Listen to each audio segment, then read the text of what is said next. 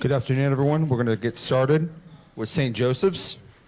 A few notes. With the win today, St. Joseph's is their third ever win as a 10 seed in the Atlantic 10 Championship. Joining us, we have head coach Billy Lang. We also joined by sophomore guard Eric Reynolds II, sophomore guard Cameron Brown, and sophomore guard Len Greer III. We will open up with a statement from Coach Lang. Coach? I wish Cam Brown was a sophomore. I wish he was, but he does have an extra year, so we've already begun that recruiting process. But he's actually a senior and an amazing captain and a great man. This is hard to do, what we just did, to play a team for the third time, try to win against a program that's got incredible tradition and history and pride in the right way, well-coached, senior leadership, guys that have played in the NCAA tournament. So I'm not easy to impress, but that was impressive for us to do it in the way we've had to do it with the injuries that we've sustained here, Casper coming back, and it starts with guards. You know, Hawk Hill is a place that has a tradition of amazing guards. We've elevated these guys to believe that they can be just like those guys. And I thought tonight they did a wonderful job on both ends of the floor, including Christian Winborn, who's not with us right now. All right, we will take questions for the student athletes. We have a live mic. We will bring it to you. We're going to start here in the second row. Please identify your outlet. This is Rafiq, losing with nothing but that sports talk. Congratulations on moving to the next round. This is a question for any of the athletes that feels okay answering it. What are your thoughts on the overall offensive effort in closing out late game situations in this victory? Why don't we start with Eric and then move on to Cameron Brown and then Len. Well, it starts with just going into the situation as comfortable as possible. I mean, we work on situations every day in practice, so as soon as we're put in it, we already know what we got to do, how to execute it, and just go through with it. Yeah, like Eric said, a lot of situations in practice. You got to give credit to Loyola Chicago. Neither team wanted to go home, so they fought hard and played hard on the defensive end, but we just stayed together as a team and worked together. Yeah, I would just really say it's togetherness, us just believing in each other. Even if somebody's not playing as much, and we know that everybody on our team is capable of showing up big. Down here in front. Austin Petalillo, Len and Cam, this is for both of you, but early on when Eric had those two fouls to start the game, I know it was early in the game, but how important of a stretch was that for you guys to get the offense flowing? Especially, I think you started 4 for 4 from downtown. Why don't we start with Len and go to Cam? Eric is our guy. We look to Eric a lot, and when that happened, I was like, oh, man. But, I mean, we have a lot of faith in our team. Everybody that comes off the bench is ready to go, so we just knew it was the next man up, and my guy Eric came back in the game and finished it out for us, so blessed for that. Yeah, like Len said, next man up. We all believe in each other. We work on every spot every day in practice, so we all trust each other to do the right thing and put the ball in the basket. And we believe in our coach as well. He's very good. That's the guy. He plays 36 minutes, but I guess he's not happy. He wants 40, so he just did that. So notice Cam didn't say that. We had a question in the second row. Hi, Jared Levison with City Basketball Love. Just your thoughts on Christian Winborn's performance with, Eric getting those two fouls early and what he was able to do through the whole game, playing, 7 more minutes on average than he would normally. Just your thoughts on his performance tonight. Oh, I'll take that one. Yeah, neither we believe in Christian every day. We believe him do whatever he needs to do. He plays hard on defense every game. He knocked down some big free throws at the end of the game. He's one of those guys that just never quits. So just for him to have that opportunity and convert on it is real big for him. It's real big for us. I would just say Christian is a dog. He's going to do whatever it takes to win. So even if he's not scoring, he's doing something in the game. He's playing defense. He's diving on the ball. Even when he's upset, he's still going 100%. So Christian is a great player, and this is normal to us. Like, seeing him have games like this, like, that's normal to us. We see that every day in practice. So, yeah, it's nothing new. He's a dog. Yeah, every day. It's really nothing new at all. Christian you're never gonna question his effort at all. You know he's gonna bring it every single time. So like my teammate said, it's not a surprise to us at all. We knew he always had this in him. More questions for the student athletes. Down here in the first row. Can you guys just talk about capitalizing on your three-point shooting in the first half, even when they were kind of contesting you guys to take those looks from the outside?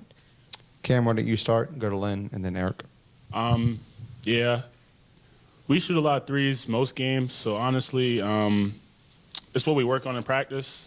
Everybody gets them up. We believe in everybody when it goes up, and it paid off today. I think what it says, we went 10 for 30 today, so it just paid off for us today.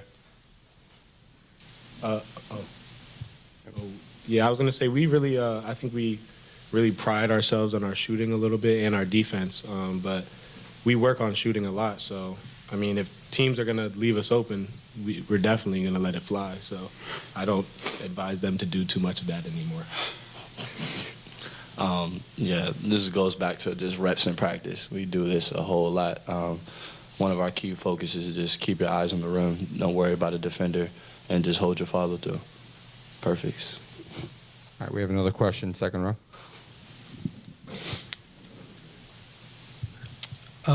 Particularly for Cam, I mean, not the sluggish start the first half, but you really turned around the second. What went into that change? And for Len and Eric, just thoughts on Cam possibly playing his last game and having the performance he did in the second half. Really, it's just my teammates and my coaches believing in me. A lot of hard work this summer, a lot of hard work during the season, and just believing in every shot that I take. We know we're all good players, so we all have bad games here and there. So just believe in yourself. It's going to pay off eventually. Cam is really the heart of our team. Like, he really gets us going in practice, in the games. Having a person like Cam, like he's always worrying about others, really not even worrying about himself. And at the end of the day, he still has great games. So having somebody like Cam is really helpful for us, especially us being young. For sure, go off that last point. Us being young, Cam being that veteran on the floor, just gelling us together. Even after we make a good play or something, if anybody gets off topic, he's the one to bring everyone back together and focus back in on that moment. So just having somebody, like Lynn said, having somebody on the floor like that is huge, and it just keeps us locked in. Any more questions for the student athletes? Down here in the first row. Thank you. What does it mean for you guys to come into this arena and beat a team like Loyola? Len, why don't you start, and then Eric, and then Cam. Honestly, it means a lot to us because this is a team that we've played 3 times now, and they have a lot of film on us. So us being able to come out and just still run our offense and get done what we needed to get done is huge for us. And I think that helps us going on to our next games, just so that we know we can run our plays on anyone. And even if they try to stop it, like, it's all good. All right, so going off of that, Loyola's a great team. They play really hard, but especially in this moment, during this time in the tournament, everybody knows exactly where everyone's running. That's what Coach tells us. So it's just how much we really got to execute our plays, our pace, just playing as hard as possible. That's the only reason. That's the only way that we can't be stopped. Yeah, I think they hit the nail on everything. At this point in the year, nobody wants to go home because it's going to end their season. Loyola Chicago played hard, and we just had to go out there and execute. We have a question back in the fourth row. So you've mentioned how you physically prepare for the games, and you've mentioned that you faced Loyola twice, so it's kind of hard to go into this game because they did have a lot of film on you. How did you mentally prepare yourself to make sure that you're in the right mindset while playing the game? Eric, why don't you start, then Cam, then Len. I think the mindset going into this is just not waver or get away from anything that we do. I think we just going into the game knowing that we have to do what we got to do, and us at St. Joe's just keep playing St. Joe's basketball. That's the best way we can do it. I think E hit it right on the nail, so I don't really have too much to say. Yeah, just staying united as a team and playing together. We can beat anybody. Any more questions for the student athletes? All right, guys, thank you very much. Congratulations. We'll see you tomorrow. I'll be all right. Thanks, guys. Gotta leave you? That's crazy. It's hit the nail on the head, not hit the whatever you said. Oh, right. We're going to work on it. It's all good. It's okay. Can I It's get all mine right. to say the third next time? That's my dad. I didn't even peep that. Yeah, they were hoping he was up here too. I was You know, just saying, they saw all those threes and they I'm gonna thought it bring it was. to him. Can I take this? He'll like Yeah, it. all right, good, thank you. All right, we have questions for Coach Lang. We're going to start here in the first row. Billy, you got Casper back today, and he was really playing that small ball 5 most of the time. He was out there. Kind of want your assessment of how he did. I mean, he was 0 for 5 and 0 for 3 and 0 for 1. So if More you look so- at the line, more you so would on s- defense. Yeah, but that's where I was going. It's his spirit. You know, he got sick right when he was like hitting his stride and his peak at the end of January. So, you know, we bring him back in VCU, and honestly, it was like a cardio experiment for him. He was not ready to play in a game. This was a little bit less of a cardio experiment for him, but the spirit he brings, the fight, and Austin is terrific. He did a great job on him. The pass out of the double team at the end of the game that ended up getting Lynn the ball where he drove and gave the ball to Christian. Like, these are all huge plays that don't show up on a stat line. And so he's a fighter, you know, and I feel for him because of the way the season has unfolded for him physically, but we got to have him out there. And tonight, despite what it might say on a stat line, he was terrific. More questions? Let's go right here in the second row. This is Rafi Gluzon with Nothing But That Sports Talk. Congratulations on the victory. Thank you. I just want to ask you, how much have you educated your players with March Madness prior to this tournament? Well, I mean, they have to know what March Madness is. If they don't know, we're in trouble to begin with. But what we talk to them about, you know, we have a saying in our program, be there before you get there. You know, so you work on all the things all season long that put you in this position now and not let the moment overwhelm you. We can feel the moment. Like, everybody knows it's do or die time. They know we're in the Barclays Arena. They know that it's March Madness, but it can't take us away from doing the things that we work on consistently. And so I feel I have to almost like downplay the moment, you know, the pressure, the media, all those things, and just be like, just do what we do. You know, we had a team out there today that I don't even think has practiced together since probably January, you know, but they were Hawks. And so they were fundamental, they were detailed, they attacked, and we just stay in that moment. They better know what March Madness is. Coach, we have another question here in the second row. Riley Frayne, St. Joe's. Hey. Coach, so obviously this is a pretty young roster. I think really only 2 seniors on the squad between Cam and Edge. So I wanted to ask, you know, what does this victory really say about what you guys are trying to build at Hawk Hill and what you guys are trying to accomplish? Well, I mean, we're still working to become college basketball is in a really different time right now, you know, but each institution is different. So you have to go about creating your own program, use the word culture, creating your own environment that fits your university. And so a time at St. Joseph's for a student should be transformational for them. It's not a way station where you're just pulling in and out. It just doesn't work that way. It doesn't mean that we won't take those people. It just means they have to fit Hawk Hill. These guys do, you know, other than they don't know how to speak to the media, but they do. You know, they're good people. And so I'm not giving up on them. Like, I'll go down with young people knowing that when they're older, we're going to be able to do the things that I believe we can do. And so all season long, these guys have saw what they've believed despite the ups and downs of doing this. I mean, to be young at this time of college basketball is really dangerous, but they just keep going. And so to look out on that court and see 2 sophomores that didn't even play last year in Casper and Lynn, a third one in Eric, and then a guy in his freshman year at the end of a game playing in this environment in the Barclays Center in March Madness is pretty special. And I'm happy for them. We have a question on the first row over here. This side first. Hi, Coach. Can you just describe a little bit more about what Eric and Lynn mean to this team, especially because they're so young? Yeah, I mean, you know, you kind of see a little bit of their playfulness here when they're up here.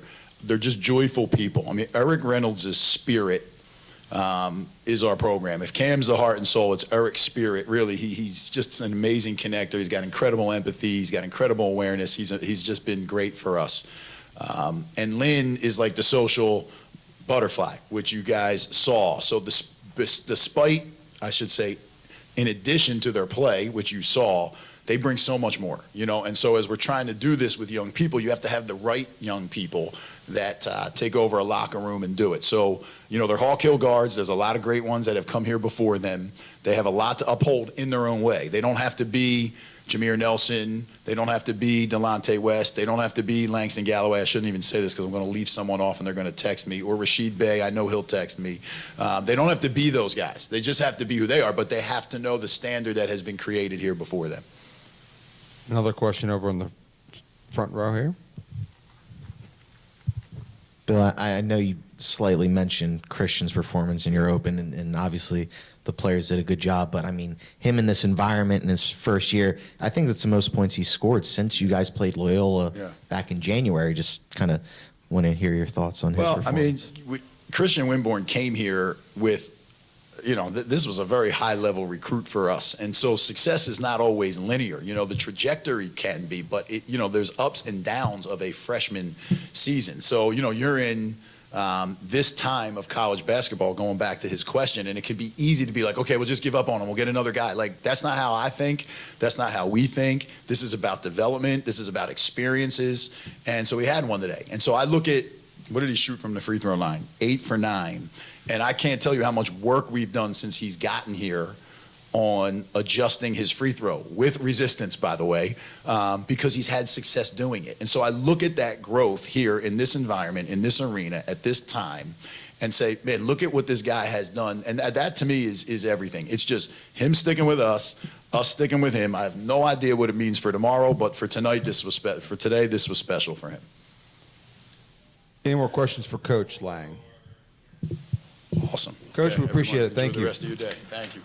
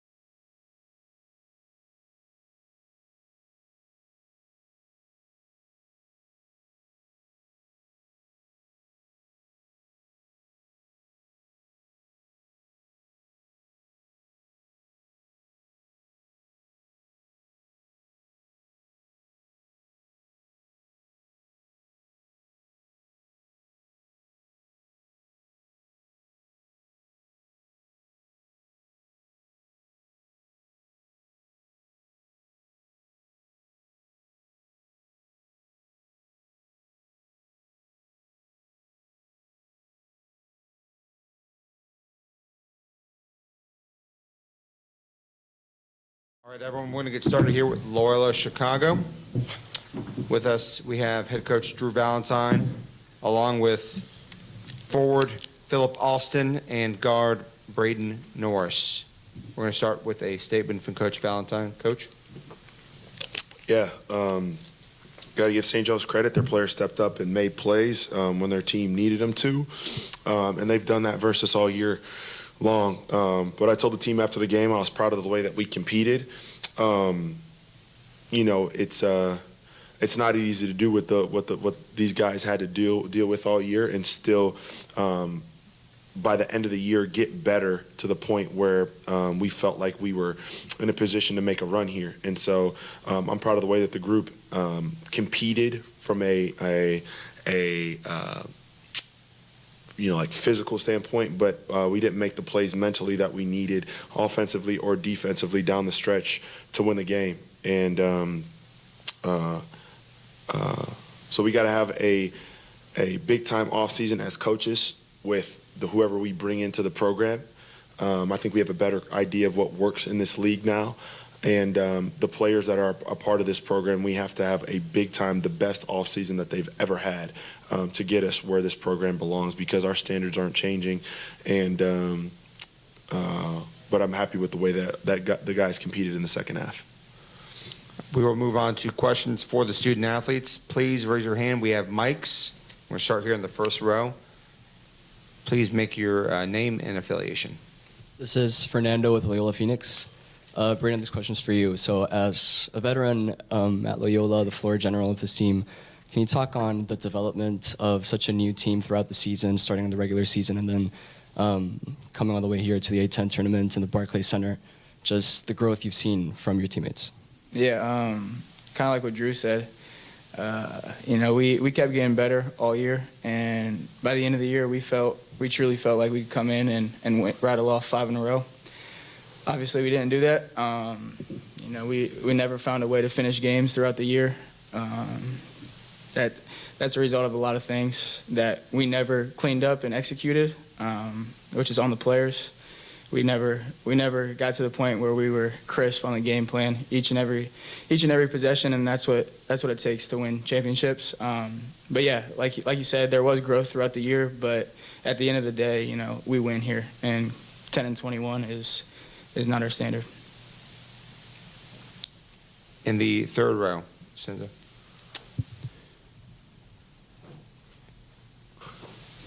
Andrew Buckles, A-10 Talk.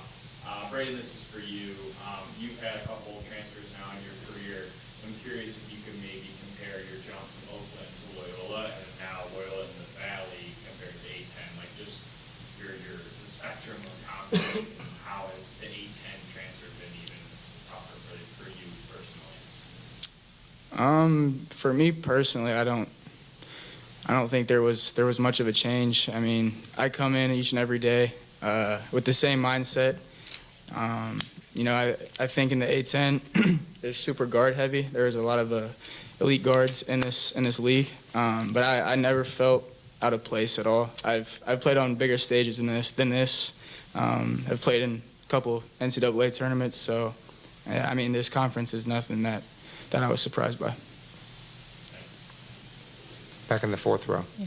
Elizabeth with Rambler Sports Locker. So coming into this game, it wasn't easy. You have had losses against St. Joe's before, but how do you prepare, both of you, mentally to take on a team that you have played and haven't had the best outcome, but still get yourself hyped enough to feel comfortable and confident to take on this team? Philip, why don't we start with you and then go to Braden?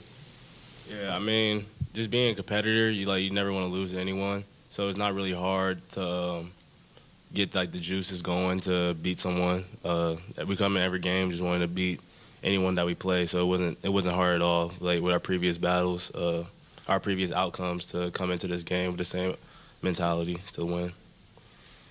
Yeah, I would just to piggyback off of that. Our preparation is the same for every game. Obviously, when you lose to a team 2 times, there's some extra motivation and fuel, or at least there should be. But we prepare the same way for every game. So, yeah. Down here in front. Vanessa Hoxha with Rambler Sports Locker. Braden, what does it mean to be a leader on this team that everybody looks up to, especially in times of need? Yeah, it means a lot. I try to push myself first and foremost, but I think me as a leader, that's what makes me a good leader. I push myself, I hold myself to a high standard, and that enables me to hold other guys to that same standard. But as a leader, I wasn't good enough this year. I've learned a lot this year.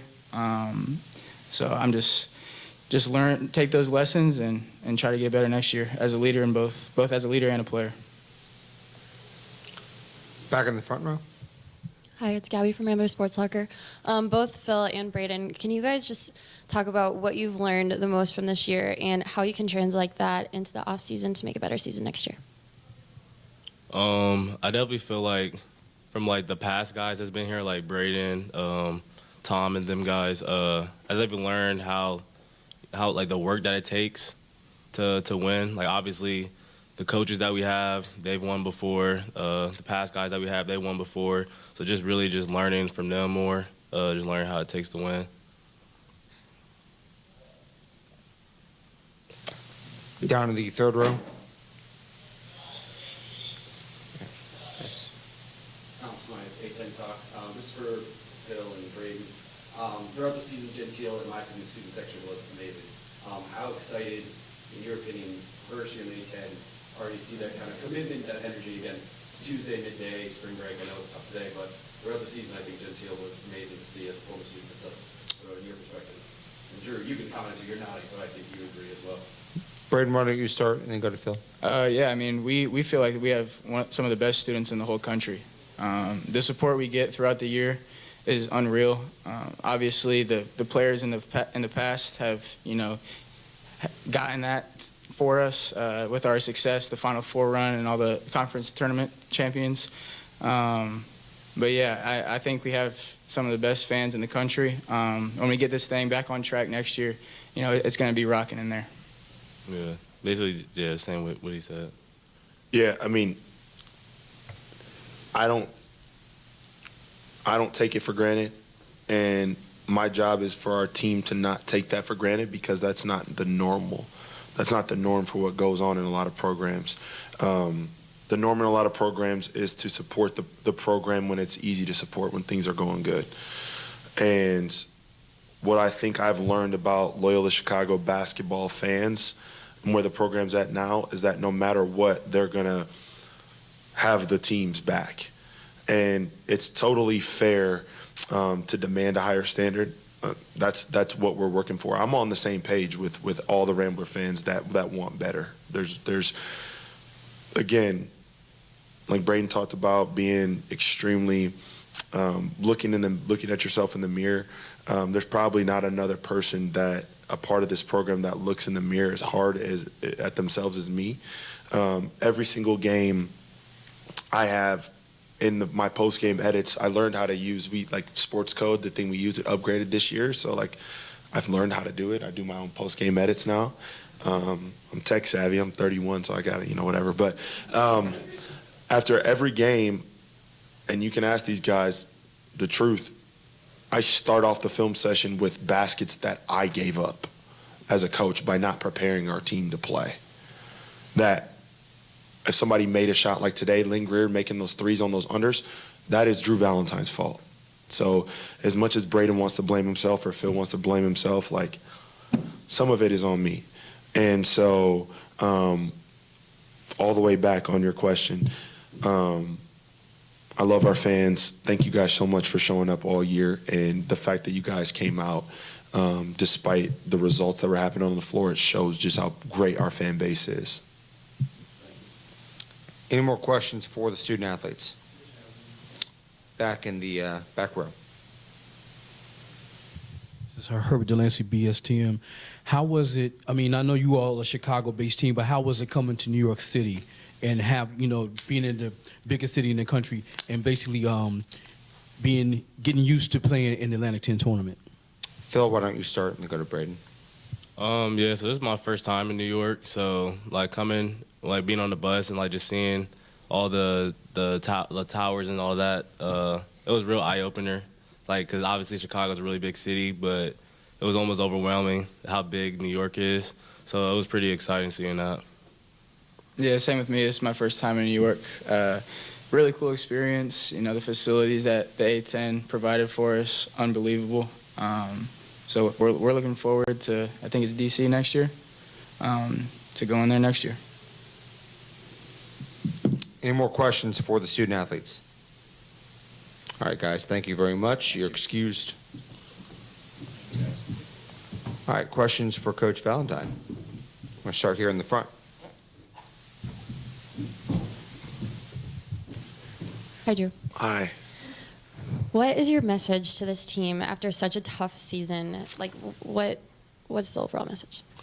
I mean, there's a ton of different things, right? Like, right now, right after the season, right after this last game, it's not time to go in on guys or like that's not the way to talk about it. I think, you know, first of all, I thank the seniors, Jameril and Bryce for their contributions to the program. Thank the staff. Thank our support staff, our student managers, just everybody that goes into making our program function on a day-to-day basis. And then the message is all about getting better and improving and finding a way to get to get our program to where we all want it to be at and believe it should be at. So that's kind of the message after the game. And then just to follow up, what's the biggest takeaway after the season? You know, you're first in the A10. I know you were talking about earlier on in the season, you don't really know what it's like to be a losing coach or player. For sure, I don't. And, I mean, the biggest takeaway is just what your personnel has to look like. You know, it's hard because the two teams, and this is by far not an excuse, but the two teams that we've played against from the A10 in recent years and are teams that look kind of the way that we've looked in the past in Davidson and Richmond. And so when you're preparing, and those are the two teams that made the tournament last year, right? So when you're looking at that, and then Grant Golden was the first team, and then so you go and get, I mean, it's just the way that your roster looks, in our opinion, it made a lot of sense, but it wasn't what it needed to be at. And I think there's some things that are going on behind the scenes that are going to help us accomplish that. We started a collective last year. We did not have one. I think you can put 2 and 2 together from that perspective. And so I think we'll be able to be way more competitive this spring. We're going to stay here in the front. Hey, Drew. So throughout the season, the regular season, we've talked a lot about the underdog mentality and the challenges of coaching such a new and young team.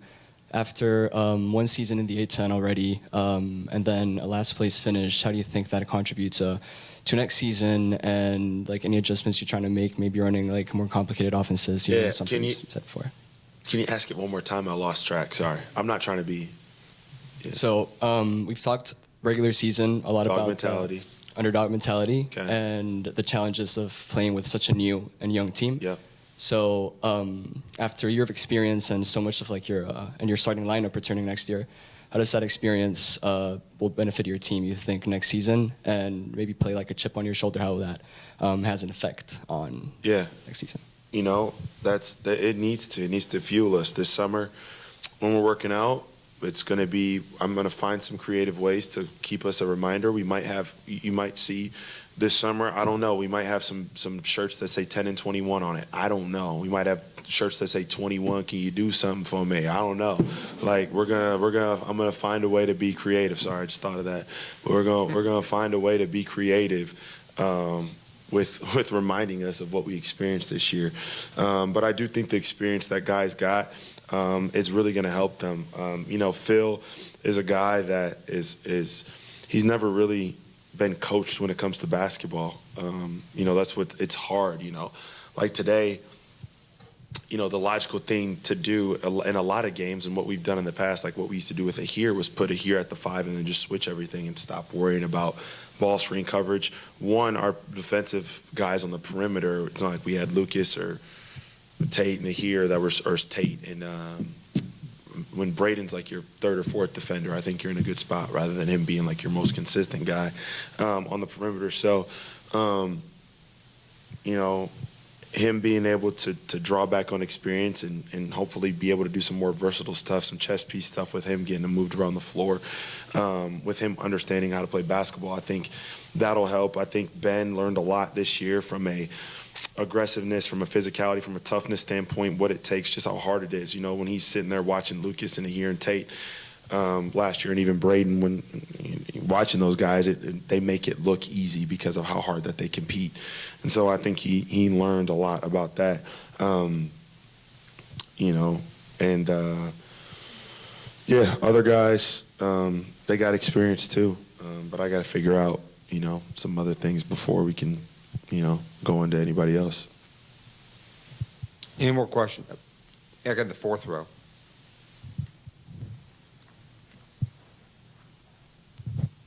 So you've talked physically how you want to prepare your team, but how are you going to make sure that they're mentally in the right spot, that they are going into this not feeling weighed down by this loss and continue to push forward and have the belief that they could go number one? Like, how do you plan to make sure they feel that way? You know, I think we did a decent job, our staff. Obviously, we didn't win the games, but I think you saw how our team got better throughout the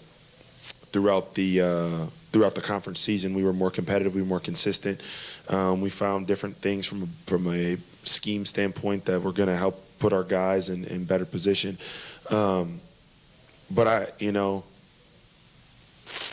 if you're not a little bit down and hungry and motivated by the season, and you're just feeling sorry for yourself, then it's going to be hard for you to turn it. And that's part of what I got to figure out this offseason is who's feeling sorry about themselves and wants to be patted on the back, or who wants to attack it. And that's why I love Braden so much is, you know, nobody else, and even my assistant coaches, they might have different opinions than me, but when you're the head coach of a program, you want somebody that you know is going to be unbelievably reliable, and that's going to be the same person every single day. And so that's going to be part of what our message is. And at the same time, we're going to do some things that make our guys feel good about how talented they can possibly be. We're going to remind Phil Austin about how he dominated this year and didn't even know what he was doing. We're going to remind Ben Schweiger about how physically he wasn't ready to do what he did this year, but he did it anyway. I mean, I'm gonna gas these dudes up and make them feel unbelievably positive about their individual abilities. But we got to be hungry at the same time. So it's going to be a lot of both. But I'm going to gas Jalen Quinn up about how nobody can stay in front of him when he's locked in. Today I thought he was locked in. He didn't score, but he was pretty good from a mentality standpoint. We just got to get his mentality where it's consistent every night, and he can really help us too. I'm going to go back down here in the front and then to the third row after that. Wait. Front first. Hey, Drew. What's up? Just wanted to ask, again, you talked about those three things, being connected, being consistent, that Game 7 mentality. I think it's just important to talk about how you think you executed that today, and especially the Game 7 mentality and all those kind of checklists that you wanted to check off. How do you think that went today? So I changed it from saying Game 7 to just culture. You know, just let our culture win, and if I can tangibly count, I kind of twisted them. So the first one was win the 50-50 game, like more 50-50 balls. We charred them during the game. We lost that. The second thing was can't technically tangible. You can. We wanted to get a body on somebody you have to touch. Like what I've been doing in practice the last couple of weeks is put a body on somebody on every single shot attempt. And the last two games we were good on that. You know, we wanted 6 or less offensive rebounds from the opponent. Tonight they had 6, and they still shot 41% from the floor, so that's a good rebound percentage to have.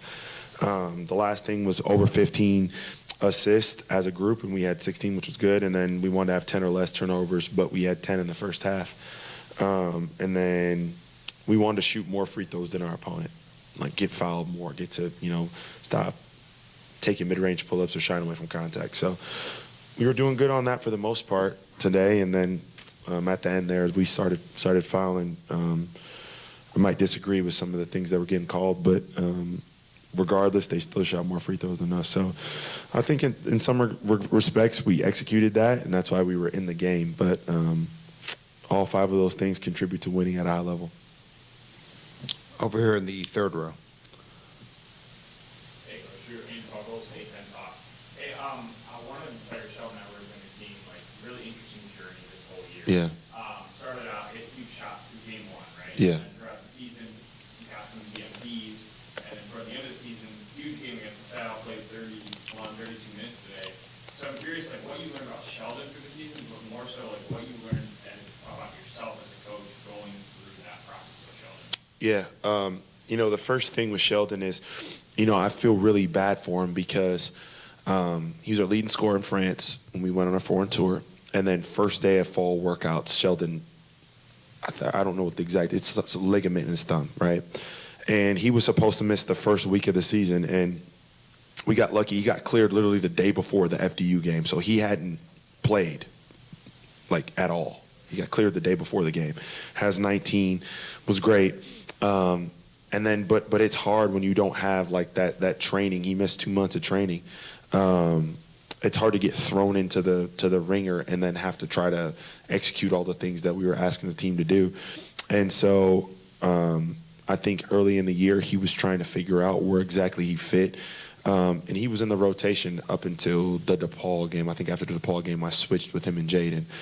So he played the first 8 or 9 games of the year, but we weren't having success. And as a coach, you got to try different things for some success. And then, we beat Green Bay, and then we won at Clemson with Jaden playing and Bryce Golden playing more, and Tom playing great. And so I felt like that was what we wanted to go with for a while. And then we started off conference play bad, and we went to Jalen Quinn, and then obviously like the last, I guess, 6 or 7 games, we had been having conversations about needing some scoring pop off the bench, and we know that Sheldon can do that.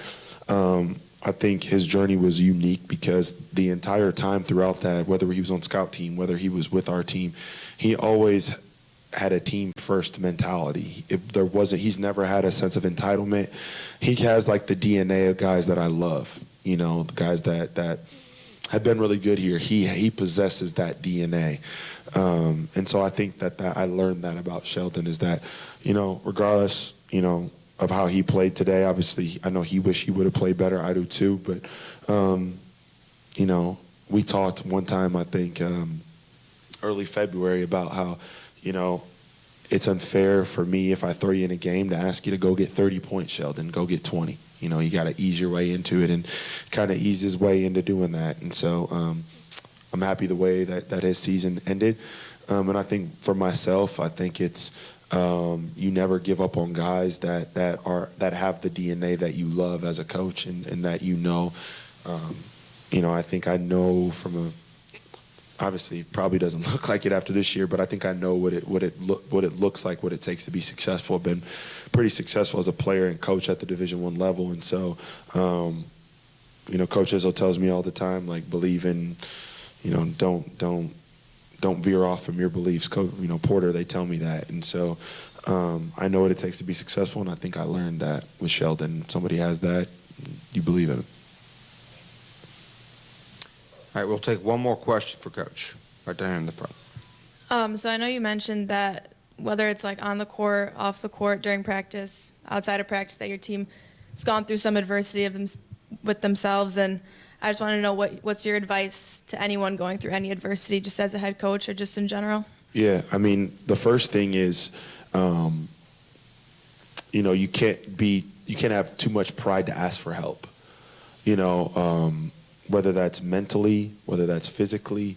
If you're struggling with something, you can't have too much pride to ask somebody to help you out.